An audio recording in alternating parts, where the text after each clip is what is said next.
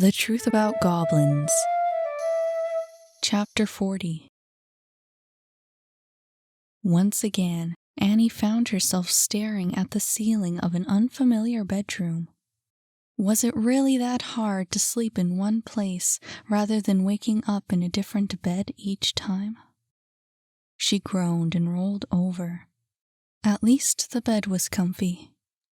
Opening her eyes ever so slightly, she was confused to find Kit's head on the pillow next to hers. Last night's events were fuzzy, but she couldn't imagine how she got into bed with him. Not until she remembered what happened. She sat up with a start. Looking to her right, she realized Saphira was no longer in bed. Her sudden movement disturbed Kit, who moaned before pulling the covers back over his head. "Get up, you little weirdo!" She pushed him off the bed. He fell to the floor with a thud, tangled in the blankets. "Ouch! What's your problem?" He sat up and tried to rub the drowsiness from his eyes. "Man, I had a funky dream." But as he looked around the room, he realized that last night hadn't been a dream at all. Jumping to his feet, Kit hit his head on the low ceiling. He fell back down and groaned. "Calm down there, crazy kid." Annie yawned and dragged herself out of bed. "Take it easy." "What time is it?" he muttered, still on the floor. "Time for you to get a watch," she said, making her way towards the stairs. "Where did Saphira go?" "I dunno." He got to his feet and followed. "Maybe she went after Timmy." They stumbled their way downstairs and looked around. The door to Timothy's room was closed, but Saphira was in the kitchen, pulling out a tray of fresh-baked muffins.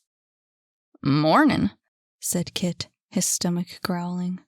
"Is this breakfast?" "Yep," she said. "I got up early to go after Timothy, but he came in when we were sleeping." She laughed and set the tray down on the table. "I could hear him snoring." "At least he's okay," said Annie, helping herself to a muffin. Kit grabbed one as well, his eyes scanning the walls for a clock. "Do you know what time it is?" Saphira picked up the watch that Timothy had left on the counter. "Looks like it's almost 1:30. "Yikers!" He jumped from his seat. "Hurry, Annie! We gotta go or we'll miss the headliner." "What the? Is that tonight?" She pushed her chair back and stumbled to her feet. "What are we waiting for? Let's go!" Saphira watched as they ran to the door. "You're leaving already. Shouldn't you rest a little longer?" "I'll be fine as long as we make it in time," said Kit. Annie pried the door open. "Come on! We're gonna have to sprint to make it!" She turned from the two and disappeared down the stairs. Kit rose from his seat, about to follow, but he stopped before the door. Turning on his heel, he grabbed Saphira's hands and pulled her close. She gasped. "Kit, what?" "I need to talk to you. Alone. Meet me outside the noodle place at 6:30. "What? Why?" 6:30. His expression had never been more serious. "Promise me you'll be there, and don't tell anyone you're coming." I promise," she stammered. "But I don't." "Hurry up, Kit." Annie was still waiting downstairs. "What's taking you so long?" Without another word, he disappeared through the door, leaving Saphira alone. What could it all mean? There was a noise from Timothy's room. Thinking he was awake, she made her way to the door. It had been left open, just a crack. "Timothy?" He gave a cry of surprise and shut the door. Bewildered, she staggered back and felt the heat rise to her cheeks. It took her a few seconds to summon the courage to knock. "Timothy?" she said. "Are you okay?" She could hear him muttering inside. I thought I shut the door. Oh my goodness, I'm sorry, she said, though she wasn't sure what she had done wrong. I suppose I should have knocked before. There was a shuffling from within.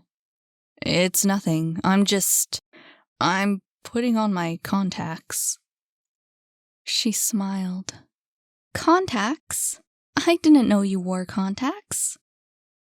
Seeing no reason against it, she pushed the door open and entered his room. It looked like Timothy had just put in the last one. He almost jumped as she entered, but sighed in relief as he looked in the mirror, though Saphira couldn't fathom why. Wearing contacts isn't a crime, she said. Lots of people need contacts. He straightened out and inspected himself in the mirror. I suppose it's better than glasses. Why? She crossed her arms and looked him over. I think you would look nice with glasses.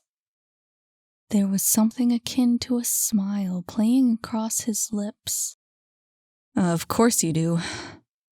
He slipped past her on his way to the kitchen. Of course you do. She followed, watching him make his way to the table.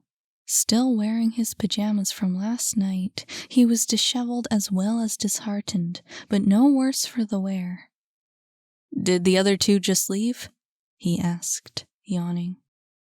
Kit had a show to go to, she explained. They didn't want to be late. I see. He sat down at the table and grabbed a muffin. Did you make these? They're delicious. Yes, she said, also taking a seat. What happened to you? Did you find Mr. Grimm? No. He sighed, taking another bite. There's no sign of him. Looks like he'll be lying low for the foreseeable future. A small mercy, at least.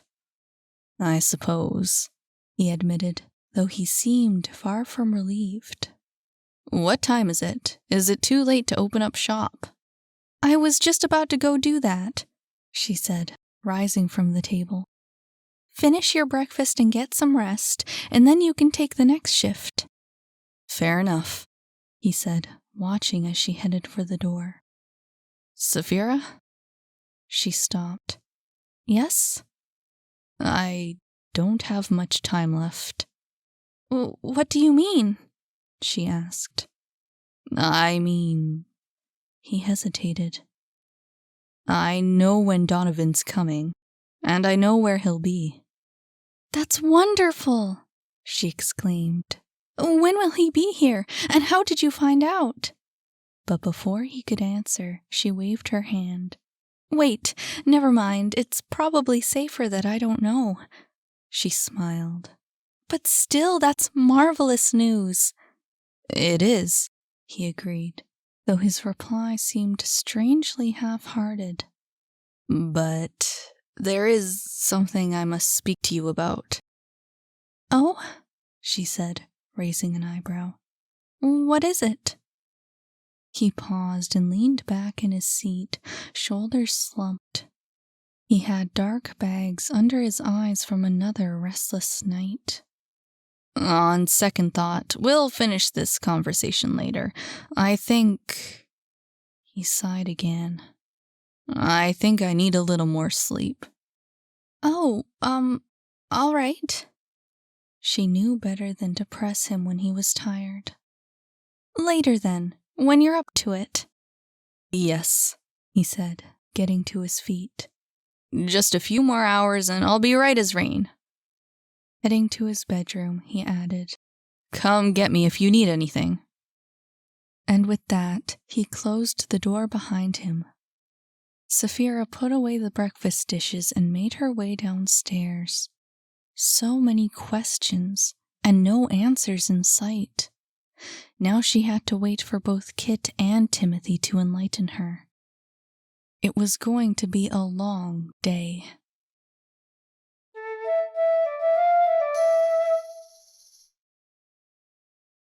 As chaotic as their entrance was, Kit and Annie's arrival was nothing compared to the war zone awaiting backstage. Things were usually pretty crazy during headliner night, but a series of emergencies had the staff running around in circles trying to get the show on the road. "Jack!" yelled Jackie, the first to spot them. "Where were you? You should have been here an hour ago." I know, he said. "I just ran into a bit of a jam." "You think you've got problems?" She was unsympathetic. "The show's set to start in 15 minutes and Imajik still isn't here." Yin nearly crashed into the two as she grabbed a hold of Kit. "Jack, where's Yang? Where's my brother?" Kit's face went white. He had nearly forgotten about the night before. I don't know. I saw him yesterday, but..." He was interrupted as Yang came skidding through the hallway, his whole body shaking with feverish excitement. "Imajik's... Aiden!" Yin ran to her brother and grabbed his shoulders. "What happened? Where did you go?" She shook him back and forth, furious. "You can't disappear for a whole day without telling me." Mikhail was right behind him, equally shaken. "Imajik's gone," he exclaimed. "Medlars picked us up last night. Let us go just now." Jackie's jaw dropped. "What do you mean, Imajik's gone?" "Vanished. Disappeared." Mikhail groaned. "Not even the meddlers know what happened." "This is not good," she said. "This is not good at all. What am I supposed to tell Miss Lavinia?" "You called," said Lavinia, appearing out of nowhere. Jackie jumped and stifled a gasp. Miss, I didn't know you were there." "Well, what's all the commotion about?" she said, adjusting her flouncy skirt. "The show's about to start, is it not?" Jackie bit her lip. "We might have a small issue." "Oh?" Lavinia raised an eyebrow. "And what would that be?" "Imajik's not coming," said Mikhail. "He disappeared." This time Lavinia's jaw dropped. "You can't be serious. Oh, this is a disaster. He wouldn't miss his own show, would he?" "Doubt he's got a choice," he said. "No one's seen him, no one's heard from him." No, she moaned. "This won't do. This simply will not do." Her eyes jumped to Kit. "Jack, come over here. I have to talk to you." He obeyed, with Annie close at his heels. "What is it?" "Jack," she said, grabbing his shoulders. "I need to ask a favor of you. A big favor. Imajik's not going to make it here on time, but those people out there have already bought their tickets. They're expecting a show." "So," he said, eyeing her uncertainly, "what do you want me to do?" "Pick out your best songs, little Jack. I need you to take his place." "What?" he exclaimed. "Me? I can't be the headliner. It was supposed to be Imajik." "Jack, we have no choice." She cupped his face in her hands. "This is your big chance. Go, get your songs together, get your costume ready, and prepare to wow the crowd." She turned him around and pushed him towards the dressing room corridor. "You're our only hope, as they say. Don't let us down." Kit ran towards his dressing room. Lavinia wasted no time in addressing the rest of the circle. "Yin, Yang, you two are opening." She turned to her left. "Mikhail, get the orchestra ready. Find out which songs Jack's choosing for the night. I'll fill in for telekinetic myself." Turning back to Jackie, she pulled on her gloves. "Everyone else goes on as planned. Capiche?" "You got it," said Jackie, running off to spread the news. Lavinia followed suit and was off to prepare for her own act, thrusting a fist in the air. The show must go on. Annie, feeling out of place backstage, decided to retreat to the audience. She didn't want to risk getting in the way. Reaching into Kit's backpack, she pulled out the extra ticket for the show. Tickets weren't usually required to get into the club, but headliner night was a different story. She came through the side door, waving her ticket to an angry waiter who thought she was trying to sneak in. Slipping through the crowd, she made her way to her reserved seat and took her place. Next to her sat the woman who had sold Kit the owl costume during the fall carnival, but Annie knew she wouldn't recognize her if she said hi. Not without the wolf mask, anyway. And then she waited. Already the show was getting a late start. Trying to keep her mind off the turmoil backstage, Annie let her eyes wander the room. She was woefully underdressed, still wearing Kit's t-shirt and jeans, but no one seemed to notice or care. Everyone's eyes were either on their drinks, their company, or the stage. Turning in her seat, she glanced at the bar. There was Davy, working hard as usual, but with one arm in a sling.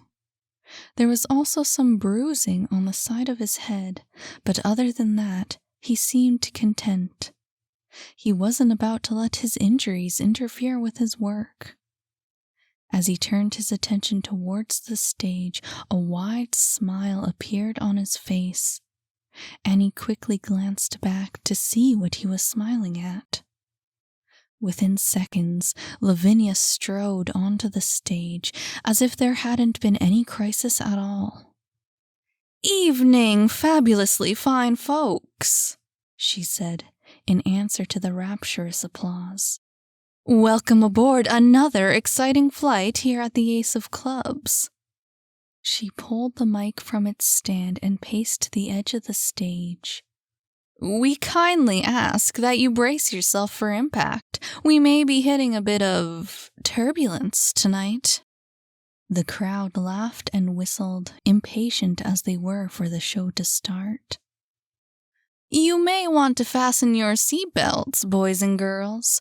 We have a hurricane of a show for you and a very special treat in store.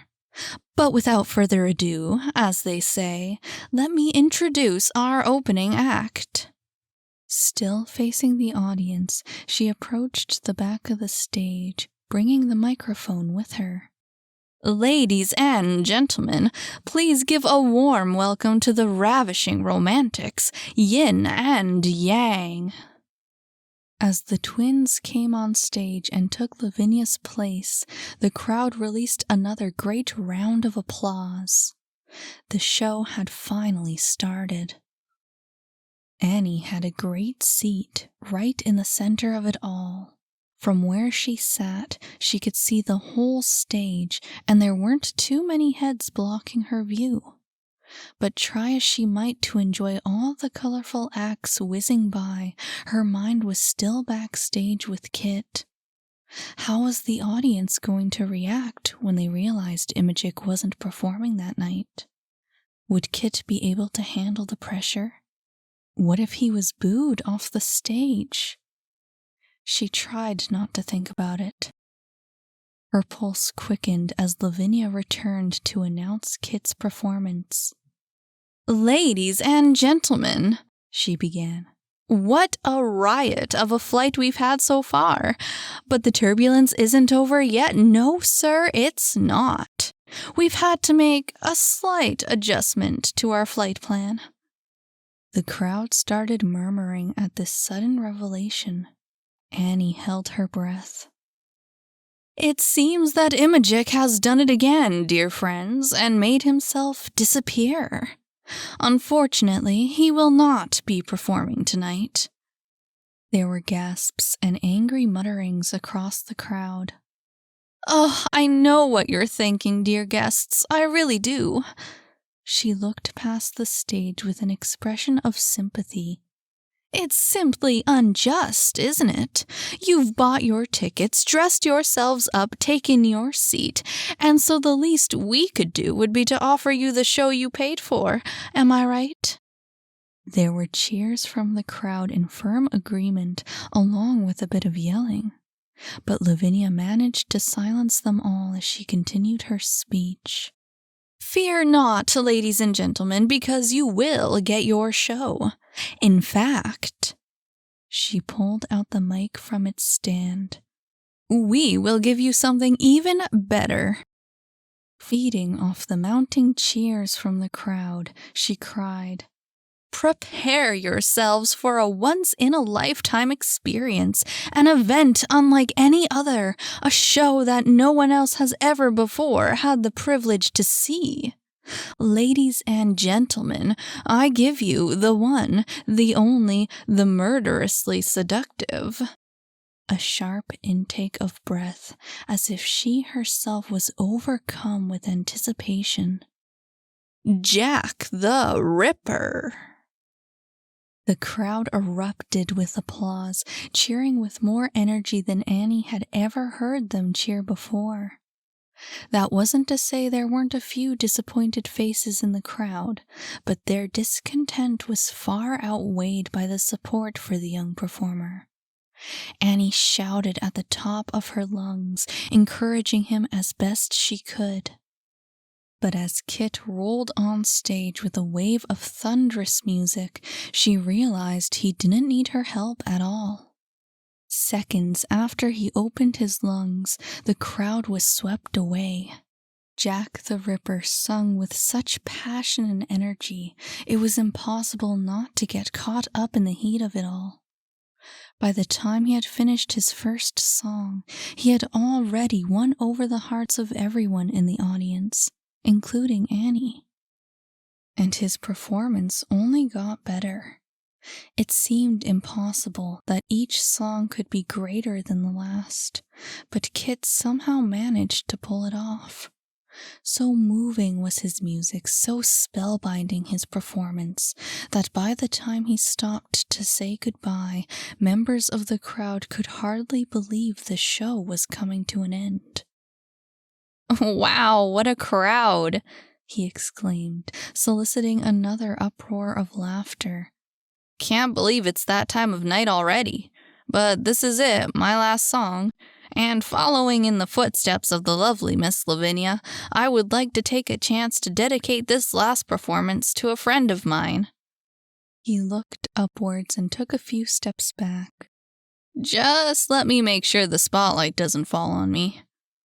Everyone in the audience laughed. The story of the spotlight incident had made its way around the market since Lavinia's near-death experience, and it had become something of a joke amongst the club's customers.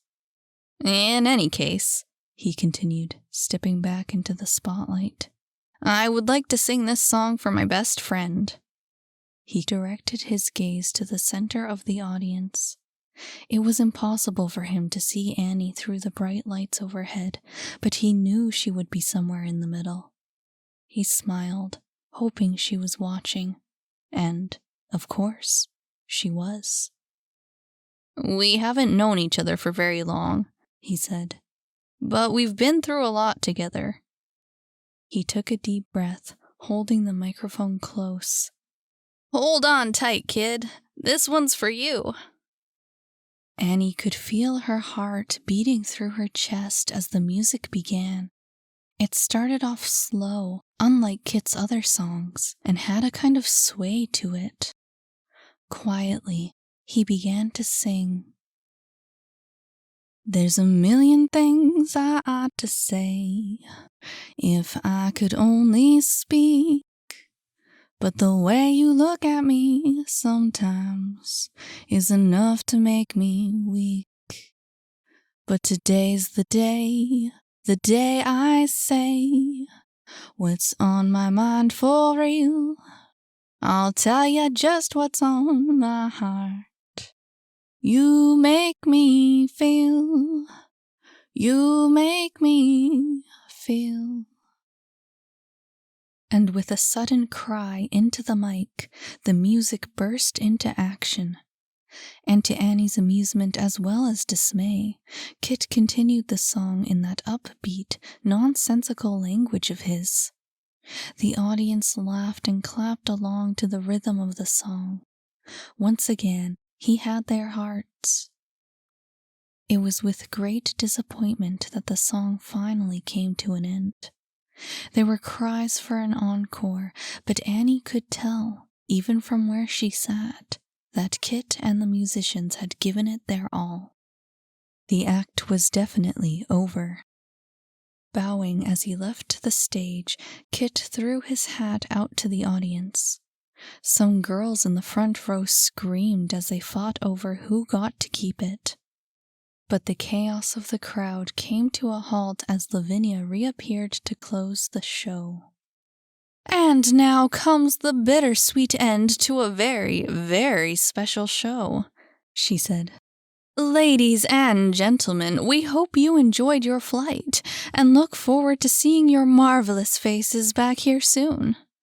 She stepped forward as the musicians scrambled to take their places behind her.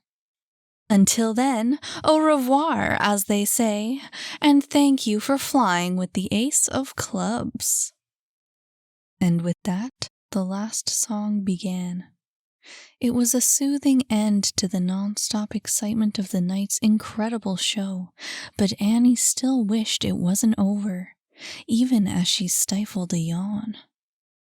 At least there was a small consolation. As the crowds filed out of the building, Annie was able to return backstage along with the rest of the performers, rather than going back home.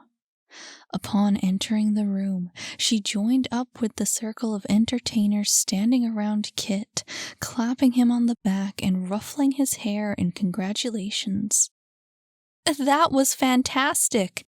exclaimed Yin. "You were exceptional!" "It was gnarly, dude," agreed Mikau.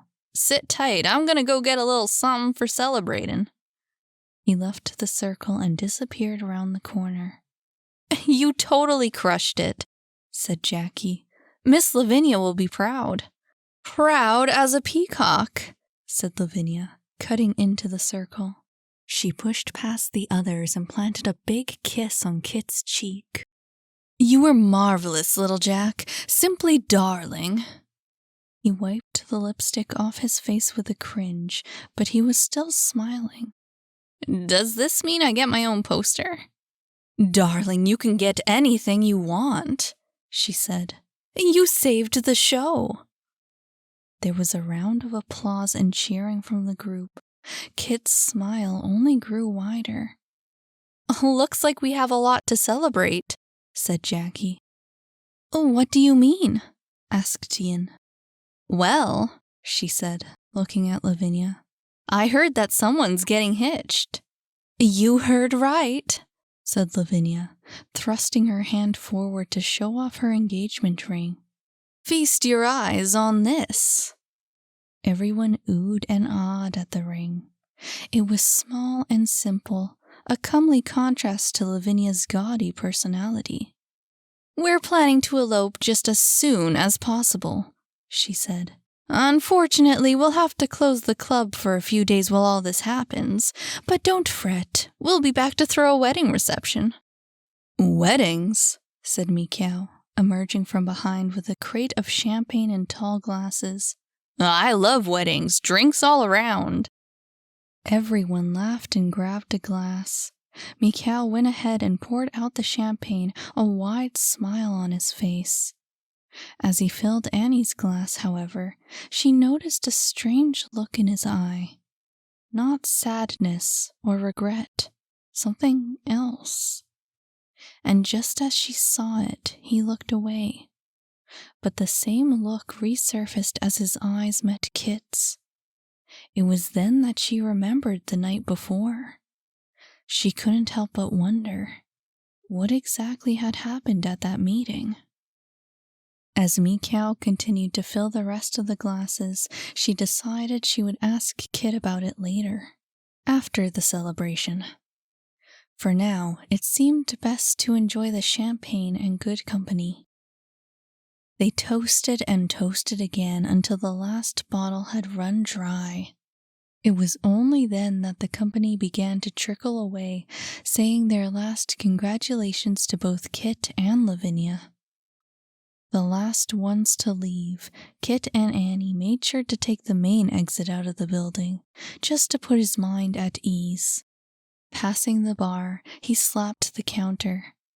"Congrats on the engagement," he said, offering Davy a good-natured smile. "Lavinia's a lucky girl." "We both lucked out," replied Davy. "If I'd have known she'd say yes, I would have proposed ages ago." "See you at the reception," said Annie. "Hope your shoulder gets better." "Thank you," he said. Back on the street, Annie found herself exhausted yet again. "Boy, that was great," she said, "but I'm beat." "Yep," said Kit. "What a crazy show." "It was awesome," she said. "I don't think anyone's ever dedicated a song to me before." "There's a first time for everything," he said. "Did you like it?" "The song?" She paused in thought. "Yeah, it was pretty cool, although I wish I understood what you were saying." "What?" he said, laughing. "The first part was easy enough."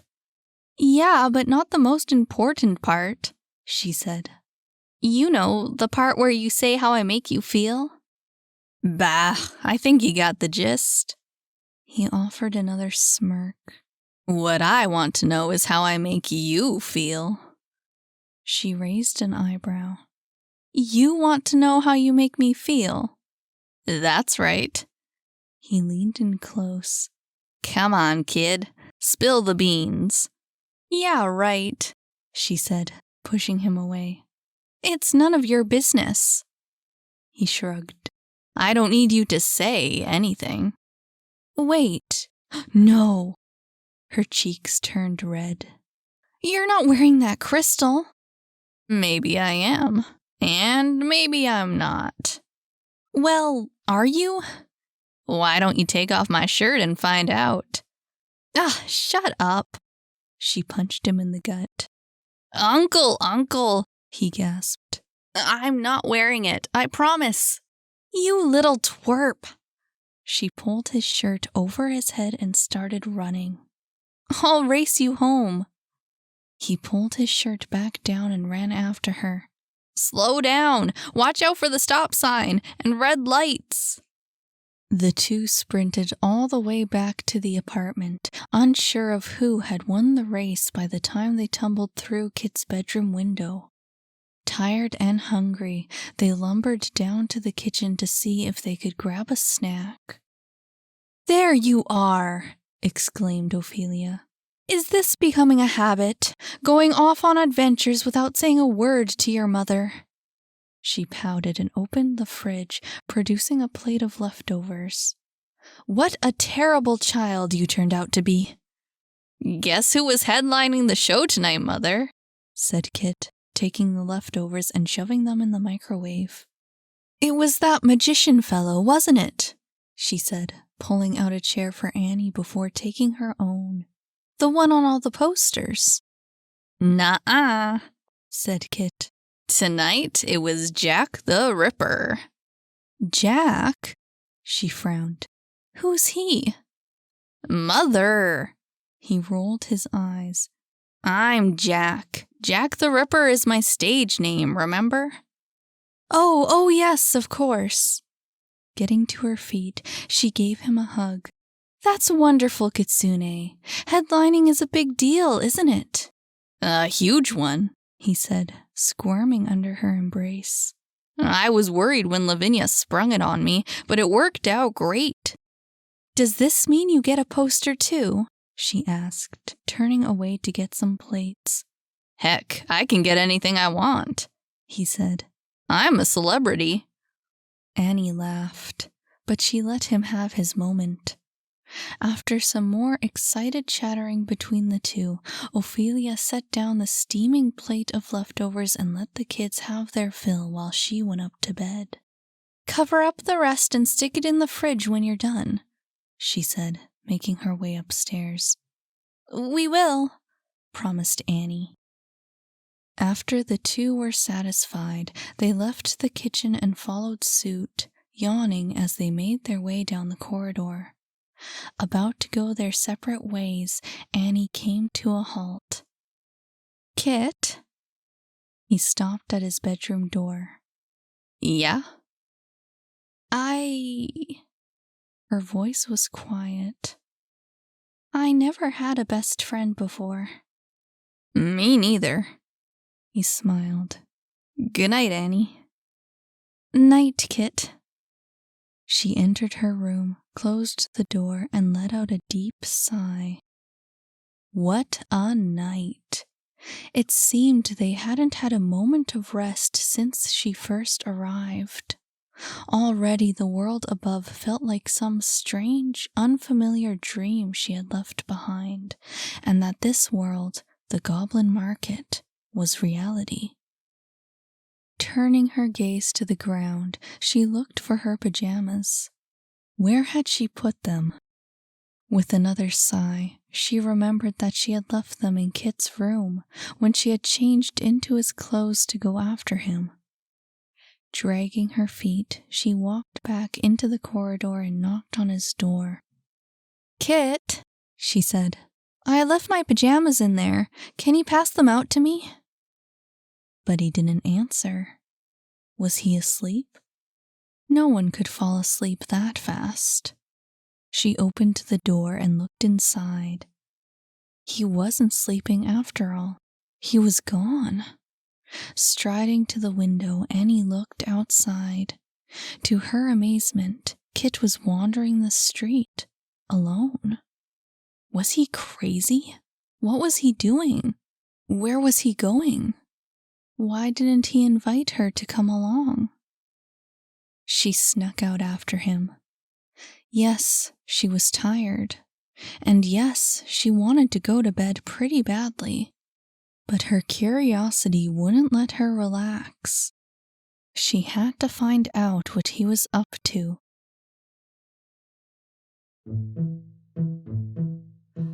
Hi, I'm your narrator, Miranda Eastwood, also the author of The Truth About Goblins. If you liked this chapter, remember to add, follow, or subscribe to this channel so you can hear the next one.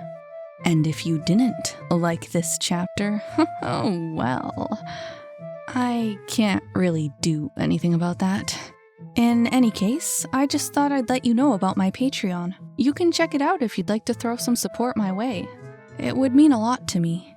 Not to mention there's loads of extra exclusive content that I only post on Patreon. While I'm at it, I'll mention that The Truth About Goblins is now available as a complete audiobook, and you can get it wherever you get your audiobooks. Thanks for listening.